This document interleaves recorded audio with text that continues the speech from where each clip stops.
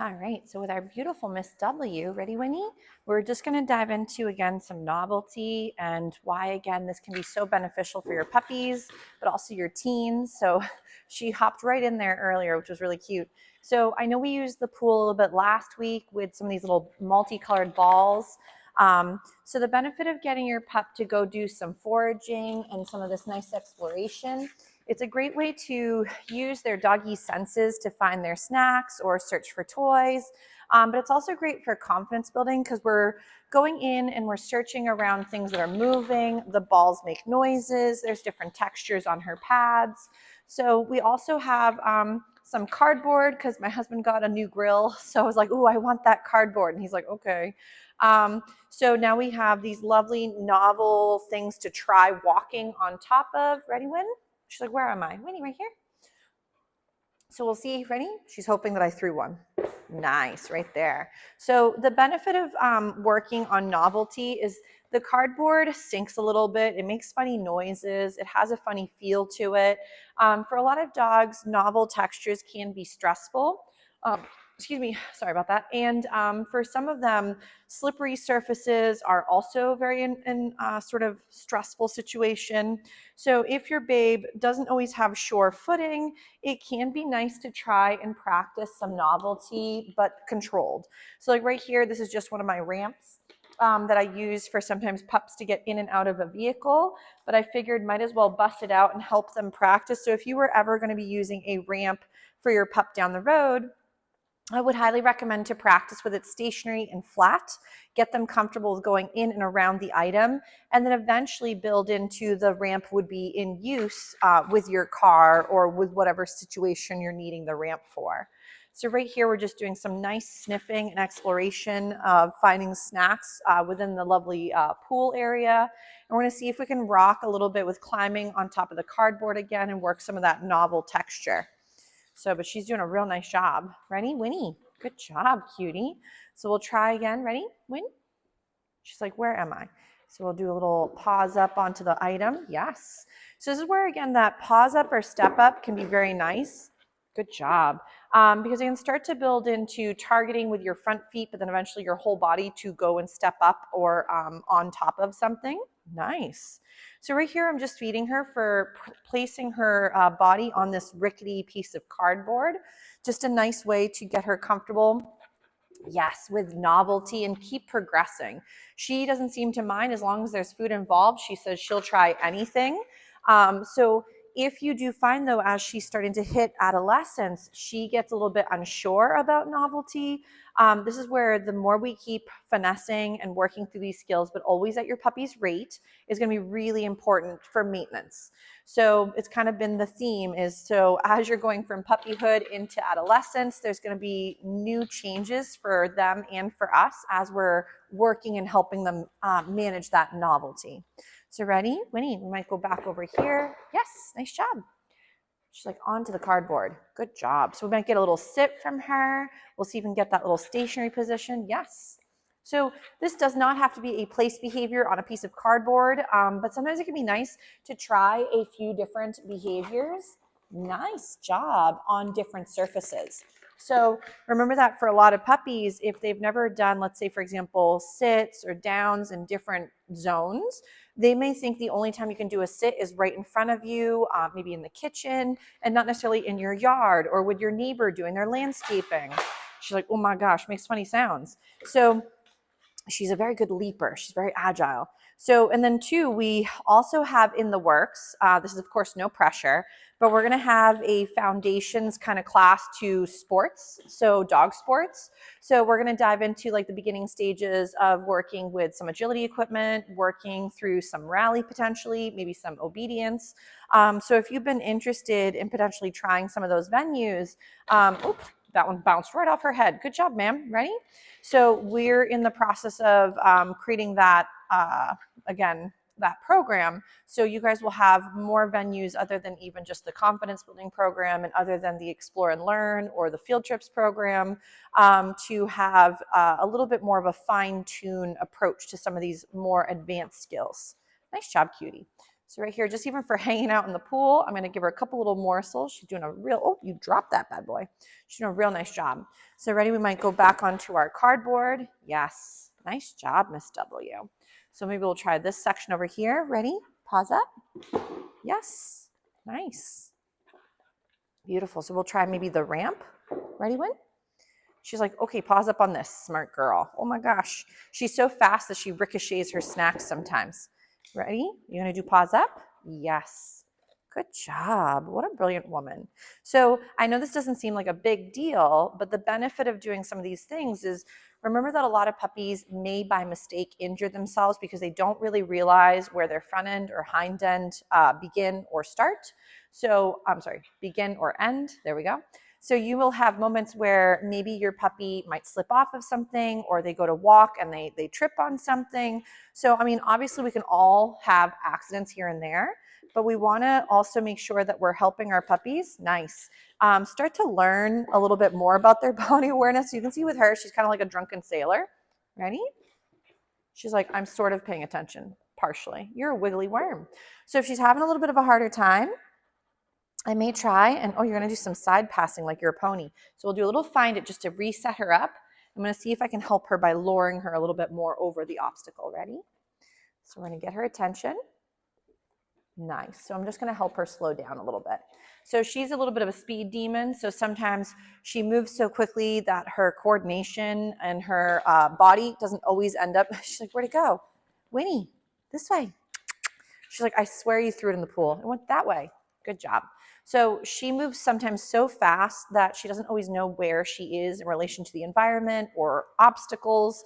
So it may be great for her too, is for a little bit more of this body awareness, is the potential confidence building class, or maybe even Sam's newer class that's going to come out in a little bit, could be another great venue for her and her classmates for just some more added learning, you know? So right here, we might go, Winnie, ready? Yes. Right there. Very nice. Good job. So again, novelty just can be something to slowly include. I'm going to see if I can go ahead. I'm going to grab one more little item. Hi, cutie. I have the bowls over here. We can rock a little bit with those paws up or step ups too. We might as well just try it right on top of the cardboard. She's like, that sounds fine. So if again, she's been doing pretty well, ready, paws up. She's like, I'll sit for you instead. Right there. Nice. So we want both those toesies on the bowl. So we're just going to, there we go. Good job. So she's an eager woman, like I mentioned earlier. So sometimes her speed is a little bit fast. Oh my gosh. And chewing is still optional for all the students. You got it, ma'am? Oy, oy, oy. See, that's the trouble with sometimes the crunchy ones. Not that, again, she can't have them, but sometimes we're chewing not as quick, not as well, and we're swallowing kind of fast. Ready? So pause up. So close. Let's get the other foot. Wiggly worm. So again, no worries. Right there, one foot. I'm going to see if we can get that other one. Yes. Nice. Such a wiggly worm. She's like, it still counts, lady. I got the both toesies on there. Nice job. What a smart girl. So, but you can see that Miss W doesn't find this overwhelming or scary or stressful. So really nice on her part. We'll maybe send her away with a little find it. So again, the nice thing about those find its, it can be like a little reboot. So you can kind of move her away and then you could restart her up on one of the tasks. So ready, pause up. Yes, nice. She doesn't care about going on the cardboard, which is stellar. Some puppies, oh, you gotta go get that bad boy. Some puppies, you try something new, like makes noises. Again, like as I step on it, it makes some crunchy sounds. That would be enough to throw them off. So if again, she's back in her pool. So if you're finding that when you're practicing novelty, your puppy says, heck no, you don't want to force a situation. So if you're, again, dragging them towards the spooky thing or saying, oh, you'll be fine, like plopping them right on top of it or into the water, that will be more than likely a situation where you might be ruining that skill for later by instantly forcing the situation. So we do want to make sure there's some of that consent on the other side and some autonomy where they have the option to say, like, I don't really feel this, or I need to go slower, or can we stop and pause? And then that'll help your relationship for other venues where maybe your pup does feel overwhelmed and they need to take a breather. Nice job, Miss W. Ready? She's like, where am I going? Ready? Cool. Hop on in. Good job. She's so funny how she can like lift her whole back end and hover for a second. She's doing a really nice job. Smart girl. Maybe we'll try a little sit in the pool. So she sat right on the balls. So a good way to rock some of these skills is try to have your puppy perform some of their previous learned skills in different environments or settings or textures or environments, like for example, a kiddie pool. So right here, we might practice a little bit with her stay. So stay can happen anywhere. It does not have to be on a target.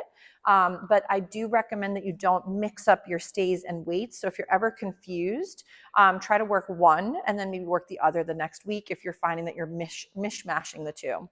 So right here, she's staying. I'm just feeding her throughout her sit stay. Just make sure, I think, okay, good. I was like, did I forget to put my microphone on? Yes. Sometimes I do shut it off in between some of the sessions because then they need a little potty break or a little moment and I don't want it on and wasting battery. So we're gonna do a little sit again. She's like, oh my gosh, my brains. So if she's a little bit unsure, she's probably finding the last little morsels. So don't worry if it's not always the prettiest thing you've ever done. The main goal is that you're building some good positive associations, even if your puppy is not always rocking the skill you were thinking to gain. Sometimes that might be your puppy saying, I don't understand, or can that thing still happen in here? I'm not sure. So ready, Winnie? If I lose her, I might get her attention, get that little sit, tell her to stay, and I'm just gonna help her by making it a little shorter and feed for all these lovely little sit-stay reps. She says it's also a little slippery inside the pool, which could be a little awkward. So right here, I'm gonna say, all done. She's like, greatest day ever, and she can get up and break from the position. Oh, that's very nice, good job. She's like, I'll go on anything you want. Yes, nice job targeting that one. Well, maybe get your whole caboose on there. She's like, I don't know. So ready? I'm doing a very nice job. Oh my goodness. They always keep rapid fire falling out. Ready? So we'll try a little paws up. Nice. So your paws up doesn't always have to be on, for example, the bowl. It could be on any type of surface or item that you'd like her to get comfortable placing her front end onto. Ready? We'll do a little find it so we can go hopping out. Nice job. Winnie, ready? I know our little wild men are talking. Ready? Pool. Good job. Two, if she hasn't ever done a pool with water and you want to expose her to water, I'd recommend a kiddie pool or lake or somewhere where you can have the ground available to her.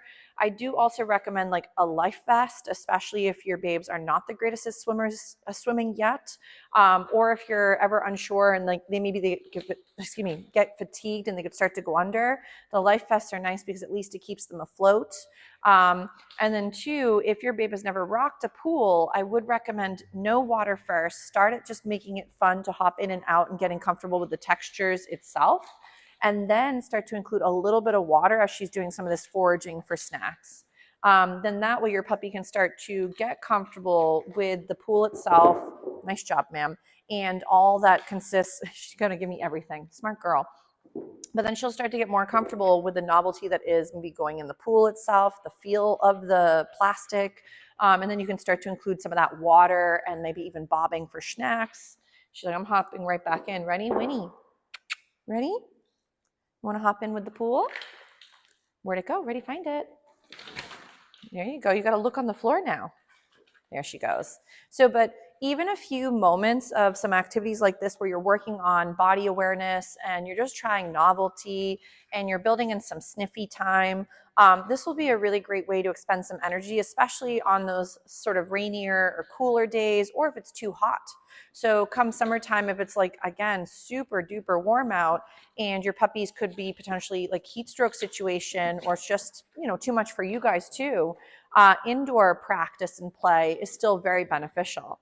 So don't feel it has to be like the only option forever for energy expending is like a walk or playing fetch.